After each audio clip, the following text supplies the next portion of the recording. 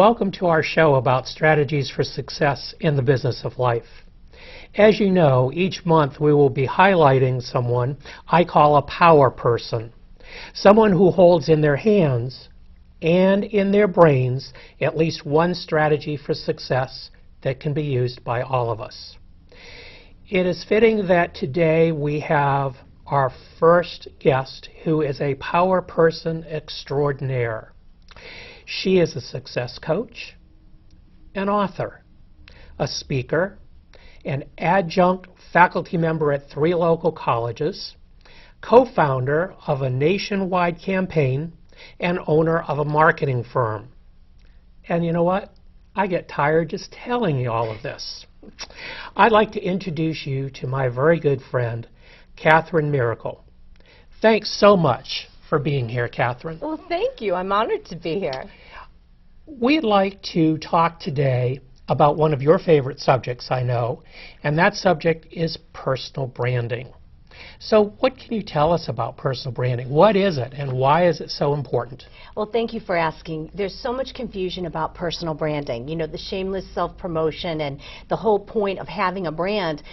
It's really far deeper, and our marketing firm, Miracle Resources, has spent years just looking at the psychology, the neuroscience, the communication behind what a personal brand is.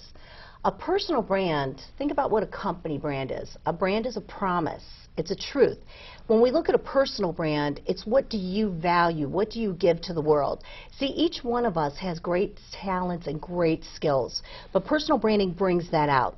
The other thing personal branding does is it helps us to communicate to the world what our purpose is and what our passion is. Now, most people can't answer the question that I always ask when it comes to personal branding, and that is, if you were on CNN and you could speak to the whole world, what would you say? That's your personal brand. And most people haven't taken the time to find that or to use the tough stuff of life to figure out what their message is to the world. And that's personal branding. Well, Katherine, I know that you've had some adversity and tragedy in your life. Yes. And it's amazing to me that I consider anyway, and I know a lot of other people consider that your personal brand is your positivity. How did that happen from tragedy to positivity? Well, thank you for that question, because that's a you're very nice and very kind about the positivity. But it wasn't always that way. When I was in college, a tragedy happened where my friends were actually driving together. I had gotten into an argument with my friend Dawn, and my friends Dawn and Wendy were driving under a bridge, and guys took this rock and threw it at the windshield, and obviously, it's 1986. There's not cell phones. The girls accepted the ride. Well, the girls had no idea the guys who threw that rock on 77, it's actually a V. Odom Boulevard exit, the guys who threw the rock were the same ones that offered the ride. The rest of which you can read in news stories. I can't talk about it without getting very upset. My friends were murdered that night. They were kidnapped. It was documented what happened to my friends. And because I was supposed to be with them, because of the argument with Dawn, I went into a mode that wasn't positive. I went into, I don't trust the world, I hate the world, why would God let something like this happen? I cut off all my relationships. There were very few people I trusted besides like my mom and dad and my sister. I just really, went into a bad place. And now we would call that post-traumatic stress disorder. We would call that, the kind of trauma that you have after you go through something. And when I look at it now, what I should have done was sought counseling. I should have definitely sought counseling and admitted that I was really struggling with this.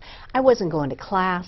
I mean, I'm a college student. I'm getting ready to graduate that May, and I'm not going to class. And one of my instructors called me and said, Katherine, I need your talent in the class.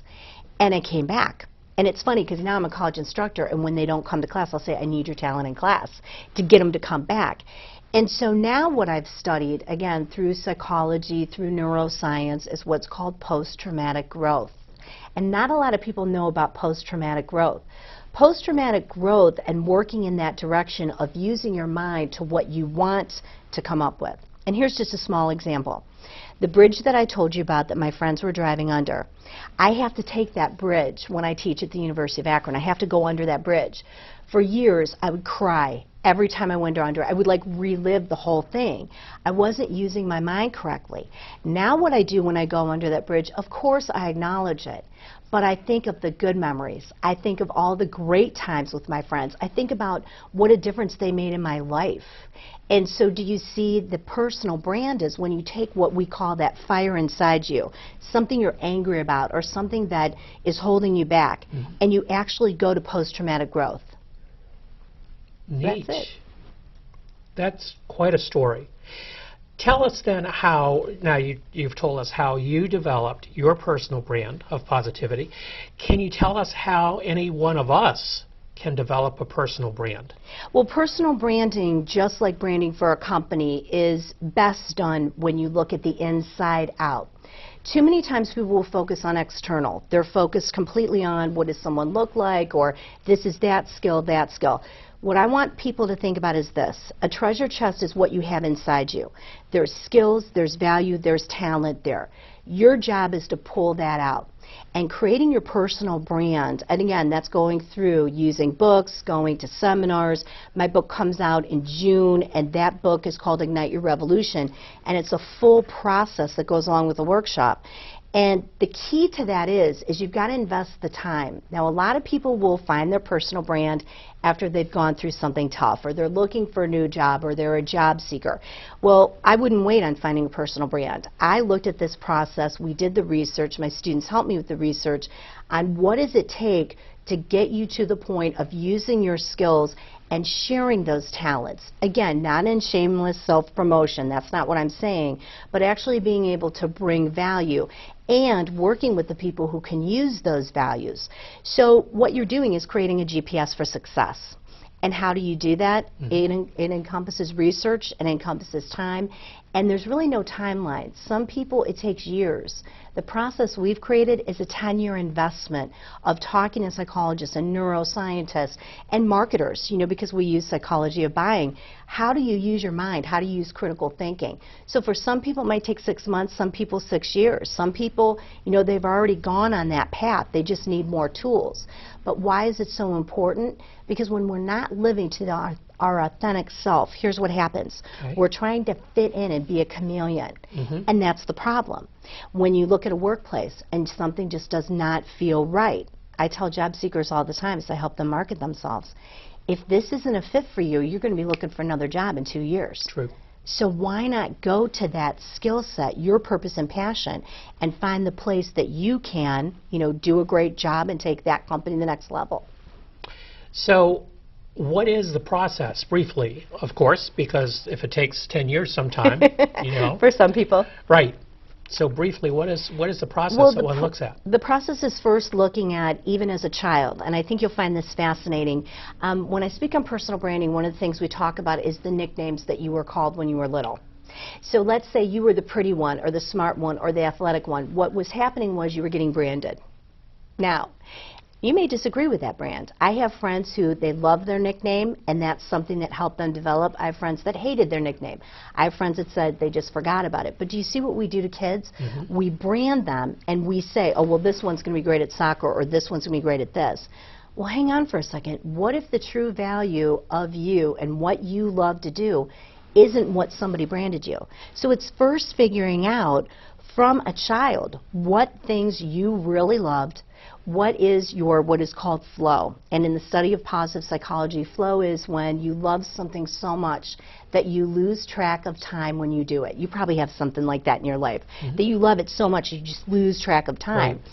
Well, finding that and finding those passions and how you want to spend your workday and what type of people you want to work with and getting yourself into those places of what do you want in your life. Then part 2 is the accountability. This is not the fun part. Let me just say that. The accountability of the mistakes that you've made that you don't want to make again.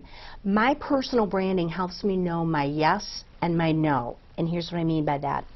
On social media, we hear people say crazy stuff, right? Do you ever look at people's social media and say, I can't believe they just wrote that? Right. Well, that's the brand disconnect. What's happened is they've positioned themselves one way, then they write something that is a total disconnect. Trust is lost. A brand is a trust. It's a promise. It's the same thing for us individually.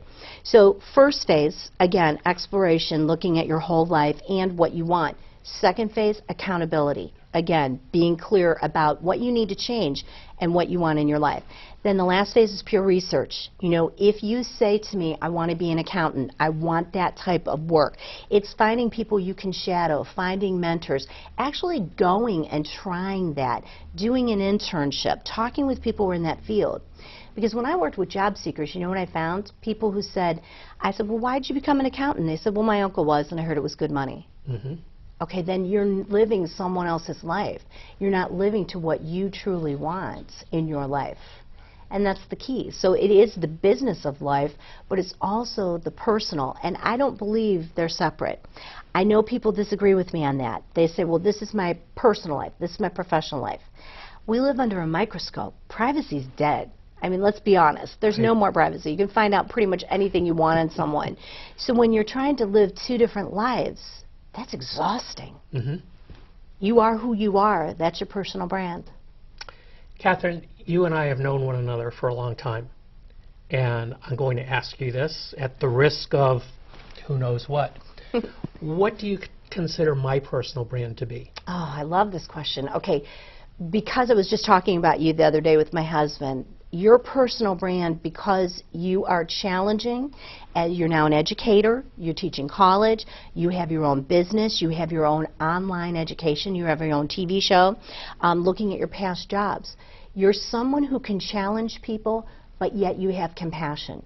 Your personal brand and value is that you're bringing the intellectual wisdom a person needs, but you're challenging them with motivation, not with anger. Do you see the difference? Mm-hmm. Some of the people with their personal brands, I have a challenge mentor. He's on me. I mean, he is on me. He's my challenge mentor. That's his gift. That's not your gift. Your gift is giving to people what they need, but challenging them in yet in a compassionate way. You're a business coach as well. I'm a success coach. You know that I respect very much the fact that you're the person who can really listen.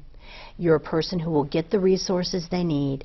You get someone calmed down to the point that they can be successful. You meet them where they need. So that's your personal brand. So no matter what career you go into, if you can't execute those skills, you won't be happy. If you were not allowed to use those skills, it wouldn't work, right? Right. So you are your personal brand through every post that you post on Facebook, through every LinkedIn update, through every interview. You give that every time. But it probably took you years to figure that out. Well, thank you, and I'm not sure I'm there yet, but you sure have been a big help with that. You know, Katherine, you have talked about a return on investment and referred to that. And in developing your strong personal brand, there is a way to do it that gives you a return on investment, or shall we say can give you a return on investment. And we have a video clip of you talking with a group of job seekers about the importance of the return on investment. So let's watch that clip now, and then we'll talk a little bit. Excellent. Ask yourself the tough question. Are you memorable? Some people would say, I'm memorable, but maybe not in the way that I want for this industry. So how do you become memorable? How do you capture attention? And let me help you with this. Power words. You have on your sheet some slides that have notes. Please go ahead and write in the side. I want you to think about power statements and an attention-grabbing statement that shows your ROI. When I introduce myself, when I stand up, I say my name. I say I'm Katherine Miracle. I don't even say the name of the company. Most people snicker because they say, is that really your last name? Yeah, it's really my last name. I married the right guy. But I'm here to tell you that I don't just say what I do. I say my passion is to help businesses and people increase their awareness and revenue. That's what I say. My ROI at the end of the day is to get you more revenue and get you more exposure, whether that's through publicity or advertising. Bottom line, that's my attention-grabbing ROI statement. What's yours? Do you repeat it? Do you continually say that to people? If you don't, you need to, because many times you will attend an event, and what will happen is that you will talk about some things that you do, and next week you go to another event and you mention other things. People can't keep track. They need an attention-grabbing return on investment statement. And then repetition. Don't let your guard down. I don't care if you're at a family wedding, I don't care where you are. When people say, what is it that you do? Or what's your story? You know how people say that to you? I want you to say what your passion is and how you help people. Short, one sentence related to your return on investment, and be repetitive, because people get confused. And they say, well, I thought Aunt Susie was doing this, but then I heard Aunt Susie was doing this. And guys, our families, our friends, the people we know, are a virtual network, but we have to give them the tools to help us. Would you like to talk a little bit about that and explain a little bit? Yes, I would love to, and thank you. You know, 2007 hits, and obviously the job seeker world is horrible. People who had been in jobs 25 years, 30 years, are now out looking for jobs. They haven't done a resume.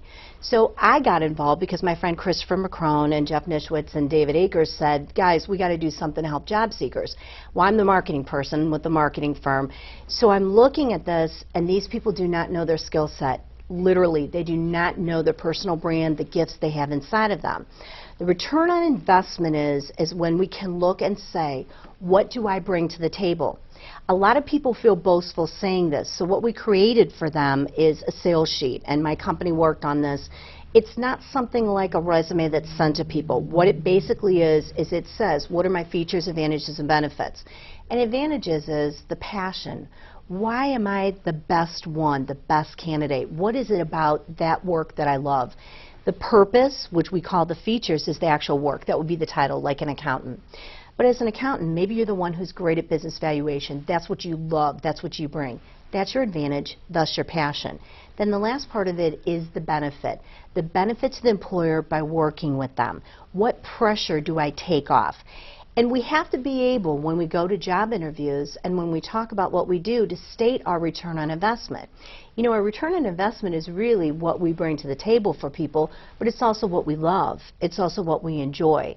So I think that clip is great because it kind of takes me back to the day when we were having these Jumpstart Your Job Search events all the time. I mean, the employment rate was down, and people who didn't have money, they had kids in college, and it was, you know, really hard time for people.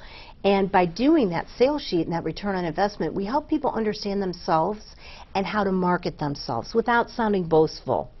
So it was a very exciting time. We were actually even invited to parties. Once people got a job, they'd have a big party, and you know, they said we changed their life, but what we really did was just bring out, again, that treasure chest inside them, all those skills that they had not realized they had. Well, one of the things in the clip that you talk about, too, was asking the question, actually, what makes you memorable? And why is that so important? Well, the key to memorability was, especially at that time, is you had 3,000 people going for the same job. And one of the things I often talked about was the janitor job in Perry Township. There were 1,400 applicants. How do you stand out? And when I asked the question of job seekers, they couldn't answer that question. Well, what is being memorable? It's 6 things, and I'll steal these from Tony Robbins. He talks to them about the 6 needs. Significance, making people feel significant, even through writing. Like if you're writing to an email to a potential employer, what are you going to do in an attention-grabbing wow statement right in the beginning of that note that makes you stand out? Well, if you know your personal brand, you can convey that. That shows significance to people, that they're significant and you're showing your memorability. The next one is certainty. The certainty that you're a dependable person and that you really want to be there. There are a lot of people who are looking for jobs. They wouldn't even check out the website of the company. They wouldn't do the research. That's not certainty. Certainty is being able to say why you really want to work at that company and knowing your skills and how you can bring value. The next one is growth, going somewhere together, that you want to grow with the company, that the company is important to you. Then there's contribution.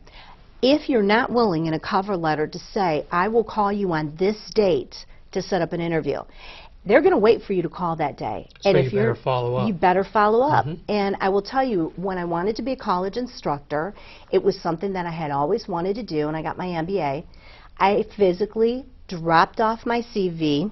I physically stopped in, and I have always heard that I was the only person who did that. So being memorable is doing something different. It's being unique. I mean, I own a marketing firm. We're shooting commercials. I'm shooting one this afternoon. And the key is always, what makes it unique? What makes it different? And we have to think about that ourselves. So we've got significance, we've got certainty, we've got growth, we've got contribution. The next one's variety. Kind of like my example of bringing in the CV versus just mailing it. But then the last one is called love connection. They're one word in Tony Robbins. And here's what I love about this. Love connection is finding a connection with someone. When people say to me when I success coach, oh, you know, we're like oil and water, my boss and I, and there's no way we can connect and get along. And I tell them, you're lying to me. And they say, what do you mean I'm lying to you? Well, you're lying to me because everyone on this planet you can find a connection if you're willing to dig deep enough. It may be that you grew up in the same town and you didn't know it. It may be that you like, you know, the Pittsburgh Steelers. I don't know. But your story is that if you're willing to work for it, that's what memorability is. And in the marketing world, I mean, we have to do that every day. That's what we do for our clients.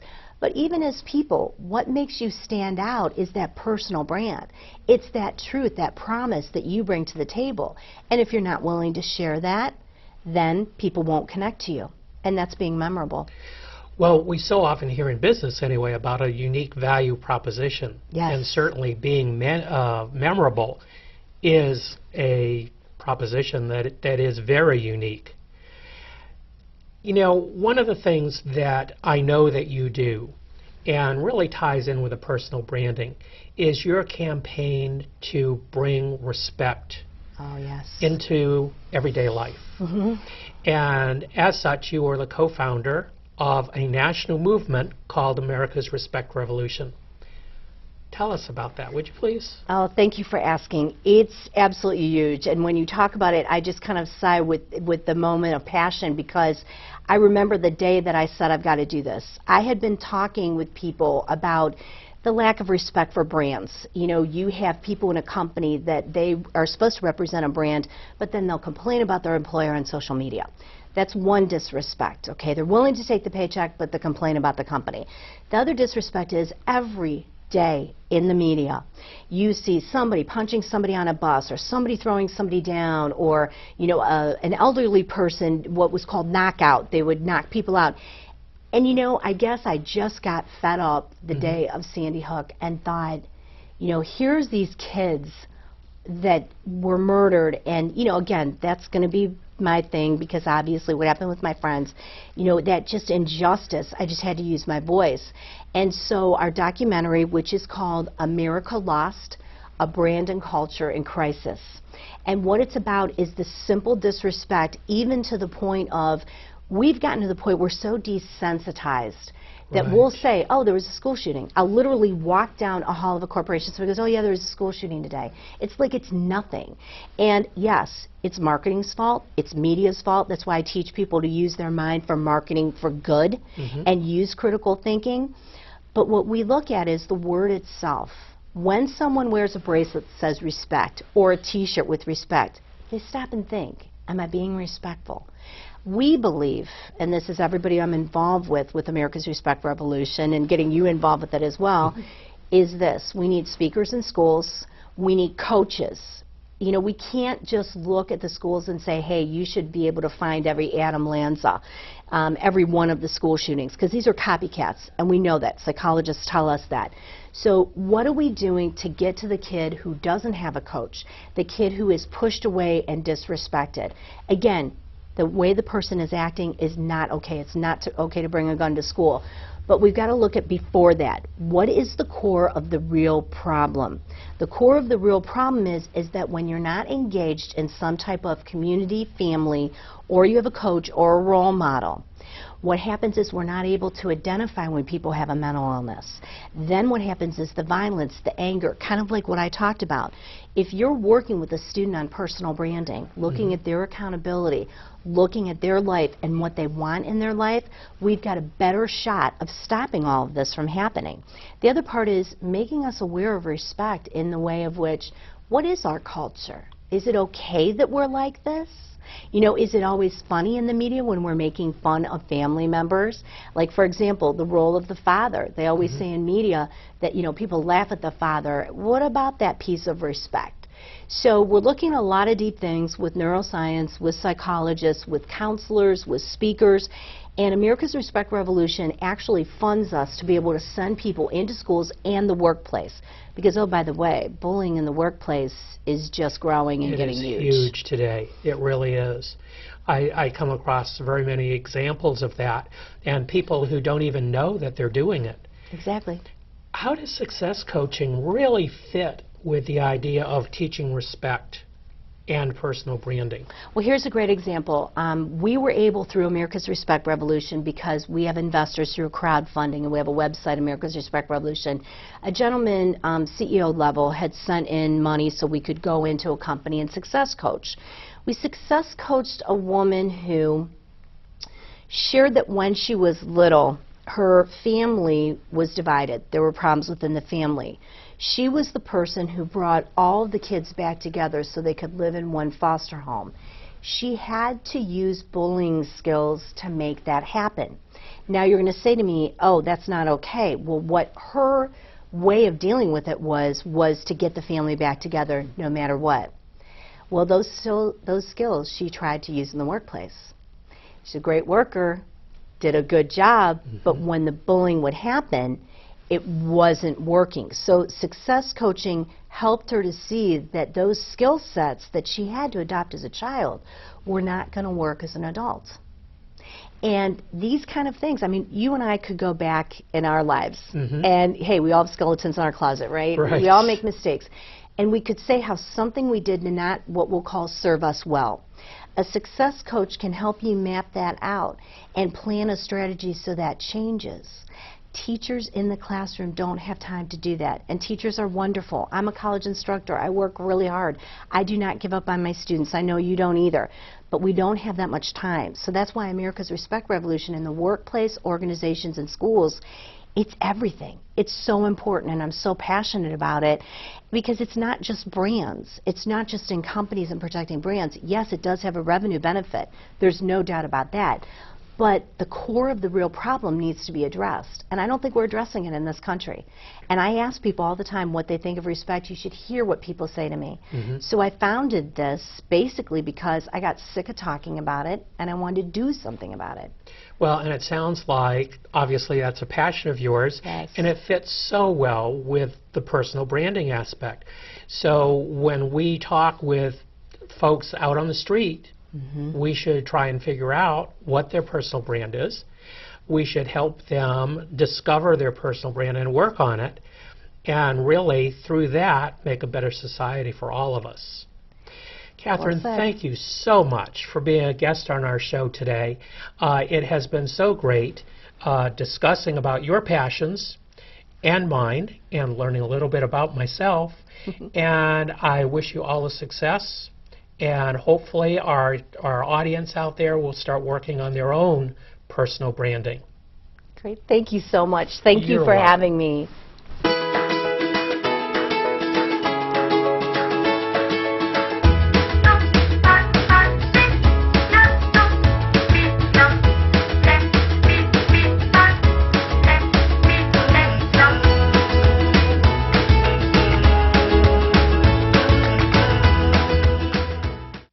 My college roommate called me one day to relay a story to me that I thought might be interesting for all of you. It seems that when he retired from the Army, one of his buddies went home to Texas. The guy was great at landscaping, and his last name was Love. So he had a bunch of business cards and flyers made up with his name and his phone number on them. So basically the card said, Love Services, and his phone number.